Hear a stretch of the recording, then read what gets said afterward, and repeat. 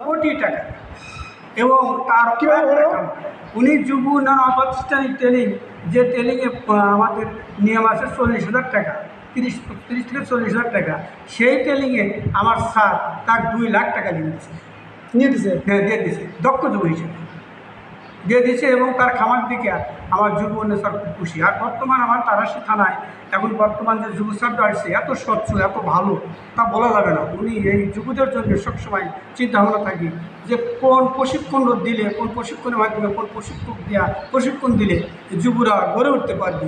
সেজন্য ইনশাল্লাহ আমি এখানে আমাকে স্যার হয়তো ভালোবেসে দেয়, আমি সে চিন্তা ভাবনা করি যে একজন যুব যদি দক্ষ হয়, যুব যদি কর্ম করে, তাহলে আমার সোনার বাংলা করা সম্ভব। তাহলে আমরা যুবরা ইচ্ছা করলে সন্ত্রাস হতে পারে, চাঁদাবাজ হতে পারে, অন্যায়কারী হতে পারে।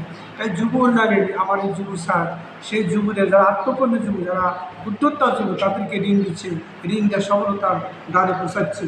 এই সুযোগগুলো জীবনে ছাড় দিচ্ছে। আর স্বচ্ছ উনি জীবনের লোন করতে টাকা লাগে না, জীবনে প্রশিক্ষণ করতে কারোকে 2টা ঘুষ দিতে হয় না। এখানে সরকারিভাবে সার্টিফিকেটের মাধ্যমে তারা লোন নিতে পারে, লোন নিয়ে আত্মকর্মী হতে পারে। এই জন্য যুবকের জুতা ক্ষয় হয় না, স্বচ্ছ যুব। এই জন্যে দক্ষ যুবক গড়বে দেশ, বৈষম্যহীন বাংলাদেশ। ঠিক, বৈষম্যহীন বাংলাদেশ গড়তে দক্ষ হওয়ার যুবকের জন্য খুবই প্রয়োজন। তো এখন তো আমি বললাম যে আশা করি যে আমার জন্য দোয়া করবে। এবং পাশাপাশি আমি চাচ্ছি আমার তারা সানাটা মডেল তারা শোক এবং যুবরা প্রশিক্ষণের মাধ্যমে সফলতা হয়ে যায়। এই জন্য আমি চেষ্টা করতেছি যে প্রত্যেকটি যুবককে বলি যে ঋণ দিতে টাকা লাগে না, কারো হয়রানি করতে হবে না। আমরা কিন্তু হাত পাতবেন না, আপনি হাত পাতবেন না। আপনি আইনগতভাবে আপনি যে কাজ করবেন, প্রত্যেকটি অফিস আমাদের সহযোগিতার জন্য বসে আছে। আপনি মাছ চাষ করতেছেন, বর্ষা স্যারের কাছে গেলে সুপরামর্শ দেবেন এবং সুপরামর্শ দিয়ে আপনাকে মাছ চাষ করার জন্য যা যা ঘাটতি আছে সেটাকে শিখাবে।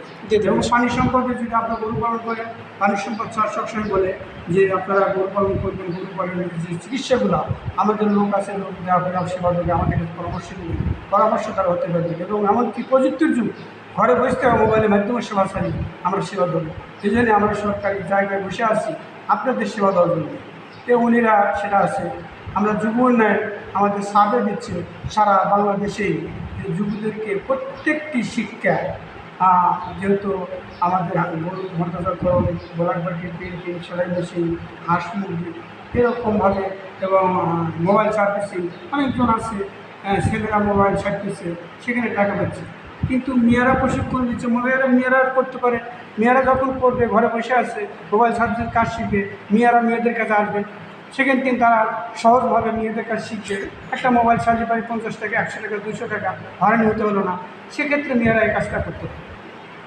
এরকম বিভিন্ন প্রশিক্ষণ, আরও প্রশিক্ষণ আছে, মেলা কথা আছে, প্রশিক্ষণ আছে। অন্য একদিন অন্য প্রোগ্রাম ইনশাল্লাহ। শিক্ষিত ব্যক্তি যারা ডিগ্রিধারী, তাদেরকে কম্পিউটার ট্রেনিং, যারা কম্পিউটারে অনেকগুলো ট্রেনিং আছে, ট্রেনিংয়ের মাধ্যমে তাদেরকে কম্পিউটার সার্টিফিকেট করে, তার মনে করেন যে কোনো চাকরি করতে হলে দক্ষ হতে হয়। তো কম্পিউটার দক্ষতা যদি হয়ে গেল, সেক্ষেত্রে তার চাকরি হওয়ার সম্ভাবনা থাকে। এই বলে আমি শেষ করছি। আসসালামু আলাইকুম। ওয়ালাইকুম আসসালাম।